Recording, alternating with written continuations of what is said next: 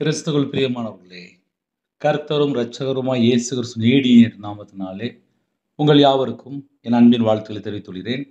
தேவனருளி அப்பம் prayer ministry channel மூலியமாக உங்களோடு சந்திப்பதில் மிகுந்த மகிழ்ச்சி அடைகிறேன். 40 நாள் லென்த் காலத்திலே, உபவாச நாட்களிலே சிலுவை தியானம் மற்றும் எந்தெந்த காரியத்திலே வெறுக்க வேண்டும், உபவாச நாட்களிலே தேவனுடைய பாதபிலே எப்படி காத்திருக்க வேண்டும் என்பதை வேத வசனத்தின் மூலியமாக அநேக காரியங்களை நாம் தியானிக்கிறோம். யூதா 23ஆம் வசனத்திலே மாம்சத்தால் கரைபட்டிருக்கிற வஸ்திரத்தையும் வெறுத்து தள்ளுங்கள். மாம்சத்தால் கரைபட்டிருக்கிற வஸ்திரம், மாம்சத்தால் கரைபட்டிருக்கிற வஸ்திரம் அப்படின்னு என்னன்னு சொல்லி பார்க்கும்போது கலாத்தியர் 5ஆம் அதிகாரம் 19 முதல் 21 ஆகிய வசனங்கள். அதில் உள்ள ஒரு 17 சுபாவங்கள், 17 காரியங்கள், 17 கிரியைகள் உபவாச நாட்களிலே நம்முடைய வாழ்க்கையிலே ஏதாவது தொடருதா, நம்ம உண்மையிலே வெறுத்து தள்ளியாச்சா என்பதை சற்று நாம் தியானிக்க போகிறோம். மாம்சத்தின் கிரியைகள் என்று எழுதப்பட்டிருக்கு.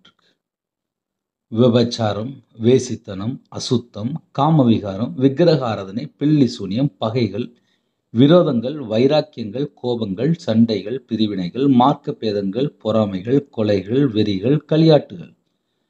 17 காரியங்கள் இருக்கு. கர்த்தரை விட்டு எதெல்லாம் நம்மளை பிரிக்குதோ அந்த இடத்துல தான் நம்ம வாழ்க்கையில் ஒரு மைனஸ். கர்த்தரை விட்டு நம்ம தள்ளி போகும்போது தான் நமக்கு நஷ்டம், ஆபத்து, பிரச்சனைகள், போராட்டங்கள். 24 மணி நேரம் கர்த்தரை விட்டு எதெல்லாம் நம்மளை பிரிக்கி அப்படின்னு சொல்லி கொஞ்சம் ஆழமாக யோசித்து பார்க்கணும். சில குடும்பத்திலே வைராக்கியம் இருக்கும்.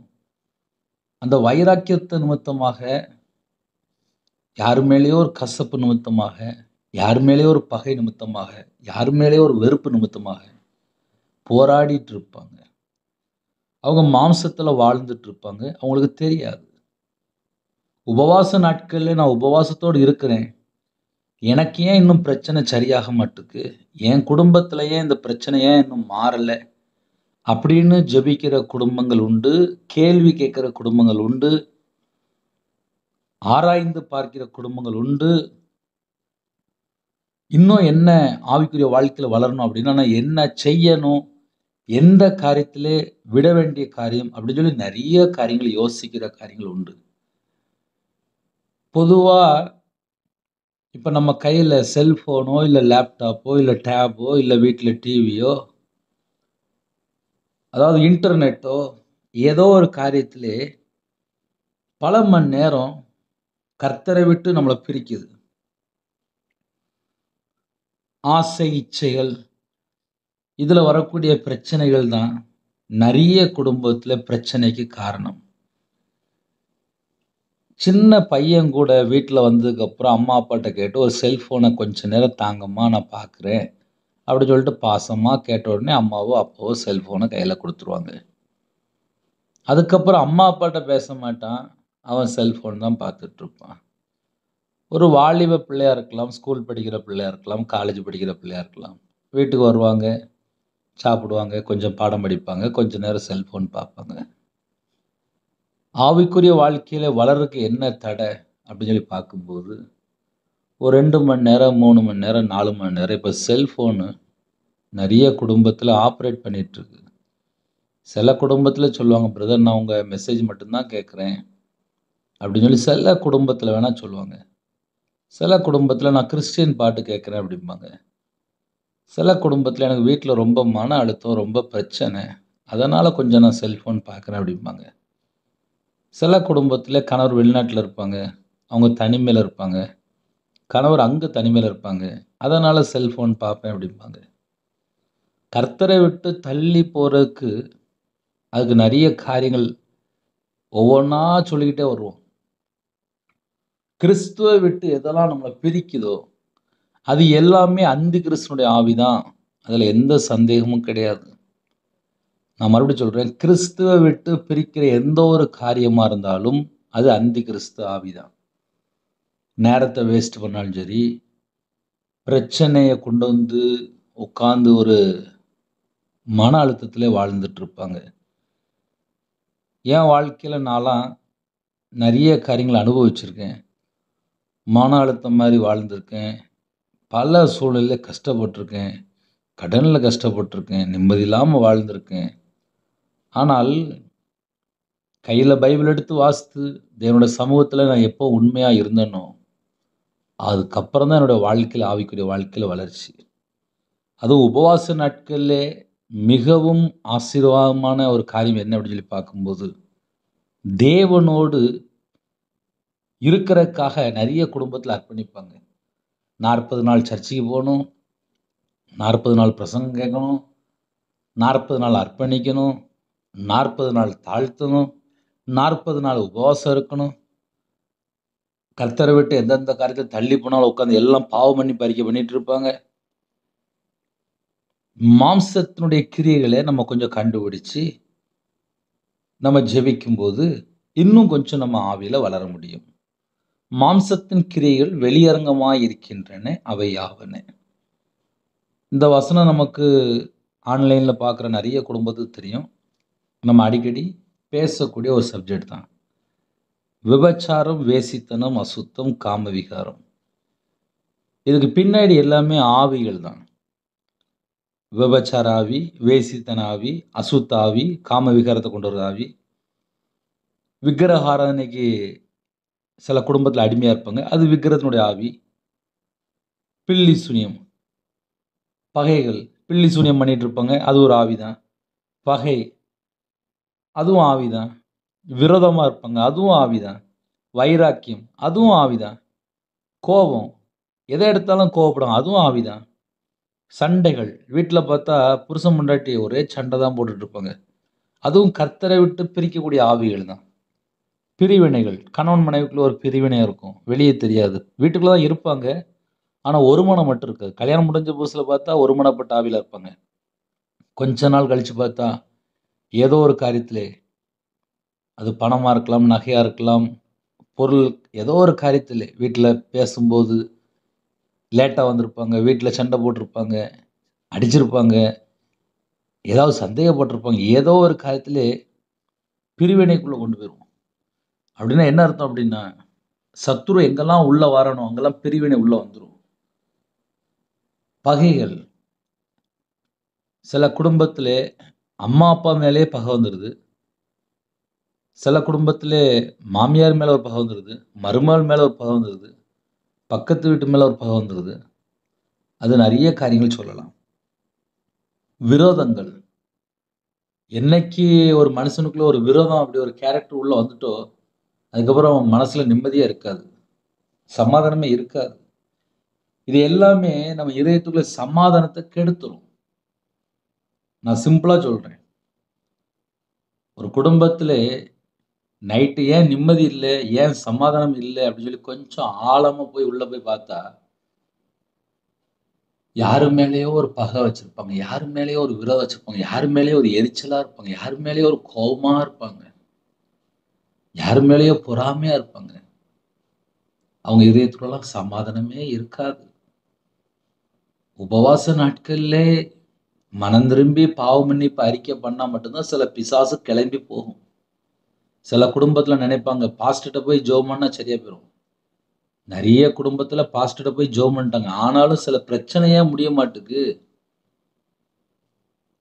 2019 2019ல ஒரு மனுஷன பார்த்தேன். ரீசென்ட்டா ஒரு 2 மாசம் முன்னாடி பார்த்தேன். இன்னும் பிசாசு போல. என்னன்னு சொல்லி பார்க்கும்போது இடம் குடுத்துட்டாங்க. மனம் திரும்பல. கடைசி காலத்தில வாழ்றோம். 40 வருஷம், 50 வருஷம் வாழ்க்கையிலே அவங்களுக்கே தெரியாம ஒரு கோபம், ஒரு எரிச்சல், ஒரு பகை, ஒரு வைராக்கியம், ஒரு விரோதம். இதெல்லாம் 30 வருஷம், 40 வருஷம் உள்ள இருக்கும்போது என்ன ஆகும்? அவங்களோட வாழ்க்கையில தனிமை மட்டும் தான் இருக்கும். சில குடும்பத்துல நினைப்பாங்க, என் வாழ்க்கை ஏன் தனிமையா இருக்கு? என் வாழ்க்கை ஏன் பிரச்சனையா இருக்கு? என் வாழ்க்கை ஏன் போராட்டமா இருக்கு? அப்படின்னு சொல்லி அழுது அழுது ஜெபம் பண்ணி பார்ப்பாங்க. அங்க இதயத்துக்குள்ள பார்த்தா, ஒரு அசுத்தமான ஒரு எண்ணம் இருக்கும். ஒரு காம விகாரம் இருக்கும். ஒரு வேசித்தனம் இருக்கும். சில குடும்பத்திலே ஒரு விபச்சார காரியம் இருக்கும். ஆனா வெளியே தெரியாது. அந்தரங்கத்திலே மாம்ச கிரியையிலே உள்ள அசுத்தத்துக்குள்ள ஏதோ ஒரு காரியத்திலே பிடிபட்ட நிலைமை. சிறையிருப்புல வாழ்ந்துட்டு இருப்பாங்க. ஆனா பார்த்தா ஜெபம் பண்ணிட்டு இருப்பாங்க. எனக்கு இந்த பிரச்சனை என்னால வெளியில வர முடியலன்னு சொல்லி ஜெபம் பண்ணிட்டு இருப்பாங்க. ஆனா அஸ்திபாரம் எங்க இருக்குன்னு சொல்லி பார்க்கும்போது, வாலிப வயசுலே, சின்ன வயசுல ஏதோ ஒரு இடத்துல பிசாசுக்கு இடம் கொடுத்திருப்பாங்க. அது இன்னைக்கு வரைய தொடரும். சில குடும்பத்துல இதுதான் நடக்கு. நைட் நேரத்துல சில குடும்பத்துல இந்த மாதிரி செய்தி கேட்கும்போது, நம்ம என்ன யோசித்து பார்க்கலாம் அப்படின்னா, நம்ம வாழ்க்கையில கர்த்தரை விட்டு பிரிக்கக்கூடிய காரியங்கள் ஏதாவது இருக்கா? சில குடும்பத்துலலாம் படுத்து தூங்கும்போது, அசுத்தமான சொப்பனங்கள், அருவருப்பான சொப்பனங்கள், விபச்சார கிரியைகள். இதுக்கு பின்னாடி என்னன்னு சொல்லி பார்க்கும்போது, எங்கேயோ ஒரு இடத்துல இடம் கொடுக்கிறது. செல்போன்லயோ, இல்ல டிவில பார்க்கறதுலயோ, ஏதோ ஒரு புரோகிராம், ஏதோ ஒரு காரியங்கள். பிசாசு வர்றதுக்கு இடம் கொடுக்கிறது. அருவருப்பான காரியங்கள், அசுத்தமான காரியங்கள், இச்சையான காரியங்களுக்கு இடம் கொடுக்கும்போது, அது உள்ள வந்துரும். இன்னைக்குள்ள செய்தி என்ன அப்படின்னு சொல்லி பார்க்கும்போது, மாம்சத்தால் கரைபட்டிருக்கிற வஸ்திரத்தை வெறுத்து தள்ளுங்கள். வெறுக்கல அப்படின்னா பிசாசு போகாது. சில குடும்பத்துல நினைக்கிறாங்க, நான் ஞாயிற்றுக்கிழமை சர்ச்சுக்கு போயிட்டேன். நான் காலையில எந்திரிச்சு பைபிள் வாசிச்சு ஜெபம் பண்ணிட்டேன். நான் நைட்டு பைபிள் வாசிச்சு ஜெபம் பண்ணிட்டேன். அப்புறம் எனக்கு ஏன் இந்த எண்ணங்கள் வருது? இந்த பிரச்சனை ஏன் வருது? அப்படின்னு சொல்லி அவங்க யோசித்து பார்ப்பாங்க. ஆனா கண்டுபிடிக்க முடியாது. ஏன்னா பிசாசு எந்த மெத்தட்ல உள்ள வாரான் அப்படின்னு கண்டுபிடிச்சா மட்டும்தான் அந்த வேரோட அழிக்க முடியும். அசுத்தத்துக்கு இடம் கொடுக்கும்போது அசுத்தாவி உள்ள வரத்தான் செய்யும். அசுத்தத்தை வெறுக்காமல் அந்த வாழ்க்கை எப்படி இருக்கும்? நம்ம யோசித்து பார்ப்போமே. மாம்சத்தினுடைய கிரியைகளை வெறுக்கணும். மாம்சத்தால் கரைபட்டிருக்கிற வஸ்திரத்தை வெறுத்து தள்ளுங்கள். சில குடும்பத்துல என்ன நடக்கும் அப்படின்னா, மார்க்க பேதங்கள். அது ஒரு பக்கம் நடந்துட்டு தான் இருக்கு. பொறாமைகள். அடுத்த வீட்டுல அவன் அப்படி இருக்கிறானே, அவங்க அப்படி இருக்கிறாங்களே, அந்த பொறாமைகள். கொலைகள். அன்பு கூறனாலே கொலைகள் தான். வெறிகள். வெறித்தனமா இருப்பாங்க. அவங்களுக்குள்ள எப்படி ஒரு சமாதானம் இருக்கும்? களியாட்டுகள். நல்லா விளையாண்டுக்கிட்டே இருப்பாங்க. எப்ப பார்த்தாலும் விளையாண்டுக்கிட்டே இருப்பாங்க. களியாட்டுகள். செல்போன்ல ஏகப்பட்ட விளையாட்டு இருக்கு இப்போ. ஆன்லைன்ல பணம் கட்டி விளையாண்டு குடும்பமே நடுரோட்டுக்கு வந்தது. களியாட்டுகள். இப்படிலாம் பரிசுத்த வேதாந்தத்திலே ஆவிக்குரிய வாழ்க்கையிலே எதெல்லாம் பிரச்சனை இருக்கு, வளர்றதுக்கு எதெல்லாம் பிரச்சனைன்னு சொல்லி அழகா எழுதி வச்சிருக்காரு. நம்ம வாழ்க்கையில எதெல்லாம் வெறுத்து தள்ளணும், எதெல்லாம் தப்பா இருக்கு, இதை மட்டும் நம்ம கண்டுபிடிச்சு ஜெபிச்சால் கண்டிப்பா குடும்பத்துக்குள்ள ஒரு எழுப்புதல், மனமாற்றம், விடுதலை, ஆசீர்வாதம். உபவாச நாட்களில் இதை மட்டும் நம்ம கண்டுபிடிச்சாலே மிகப்பெரிய ஆசீர்வாதம் தான். 40 நாள் உபவாசம் இருப்பாங்க. ஆனா அசுத்த கிரியைகள் தொடருதா? அது வேரோட அழிக்கப்படணும். இருக்கிற இடத்துல அப்படியே கண்களை மூடி நாம் ஜெபம் செய்வோம். அன்பின் கர்த்தாவே, உம்மை நன்றியோடு துதிக்கிறோம், சொல்கிறோம்ப்பா. உங்க கரத்துல அர்ப்பணிக்கிறோம்ப்பா. ஜெபிக்கிற குடும்பத்தை கர்த்தர் சந்திக்கணும். மாம்சத்தால் கரைபட்டிருக்கிற வஸ்திரத்தையும் வெறுத்து தள்ளுங்கள் என்று எழுதப்பட்டிருக்கு. எந்த குடும்பத்திலே மாம்சத்தினுடைய கிரியைகள் தொடருதோ அந்த கிரியைகள் அழிக்கப்படணும். இந்த இரவு நேரத்திலே அந்த கிரியைகள் அழிக்கப்படணும். கர்த்தரை விட்டு தள்ளி போற என்னென்ன பாவங்கள் இருக்கோ அந்த கிரியைகள் அழிக்கப்படணும். இயேசு கிறிஸ்துவின் இரத்தத்தினால இயேசு கிறிஸ்து நாமத்தை சுட்டு எரிக்கப்படட்டும். படிக்கிற பிள்ளைகளுக்கா ஸ்தோத்திரம்ப்பா. ஒவ்வொரு குடும்பத்தையும் உங்களுடைய கரத்தில் அர்ப்பணிக்கிறோம். யாரெல்லாம் தங்களை தாழ்த்துறவங்களை அர்ப்பணிக்கிறாங்களோ அவனோட வாழ்க்கையில கர்த்தரை விட்டு தள்ளி போன என்னென்ன காரியம் இருக்கோ அது எல்லாவற்றையும் மன்னித்து உங்க பிள்ளைகளுக்கு மறுபடியும் சமாதானத்தை கட்டளையிடுங்க. எத்தனையோ தேசத்துக்குள்ள இணைந்திருக்காங்க. கர்த்தருக்கு பிரியமானபடி வாழ எங்களை அர்ப்பணிக்கிறோம்ப்பா. யாரெல்லாம் தாழ்த்தினவங்களோ அந்த குடும்பத்துக்கு ஒரு விடுதலை கட்டிடுங்க. இயேசு கிறிஸ்து ரத்தத்தினாலே ஒரு விடுதலை உண்டாகட்டும். இந்த இரவு நேரத்தில் கர்த்தருடைய பிள்ளைகள் விசேஷமா ஒருமனப்பட்டு ஜெபிக்கிறாங்கப்பா. என் நாமத்தின் எதை கேட்டாலும் என்று சொன்னீங்க. இயேசு கிறிஸ்து நாமத்தினாலே கேட்கிறோம்ப்பா. இயேசு கிறிஸ்து நாமத்தினாலே கேட்கிறோம். ஒவ்வொரு குடும்பத்துக்கும் கர்த்தர் சமாதானத்தை கட்டுங்க ராஜா. குறைகள் குற்றங்கள் எல்லாவற்றையும் மன்னித்து கர்த்தர் ஒரு விடுதலை கொடுங்க.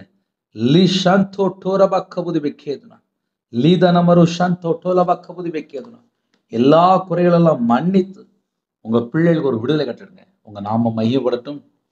சில குடும்பத்திலே நைட் டியூட்டியில் இருக்காங்க, நைட்டு ட்ராவலிங் இருக்காங்க. சகலவிதமான பாதுகாப்பு தந்து உங்க பிள்ளைகளை வழி நடத்துங்க. உங்களோட ரத்த கொட்டைகளை வேலடைத்து மூடி மறைத்து பாதுகாங்க. ஹாஸ்பிட்டல்லே அவசர சிகிச்சையில் இருக்காங்க, பலவீனத்தோடு இருக்காங்க. உங்களுடைய தலைமுறை கரத்தினை தொட்டு சுகமாக்கித்தாங்க. பரிபூரணமான விடுதலை தாங்க, ஆரோக்கியம் தாங்க. நைட் நேரத்தில் சீக்கிரமாக படுத்துங்கிறது கிருபை செய்யுங்க. குறைகள் குற்றங்களை மன்னிங்க, பரிசுத்தப்படுத்தி ஆசுடிங்க.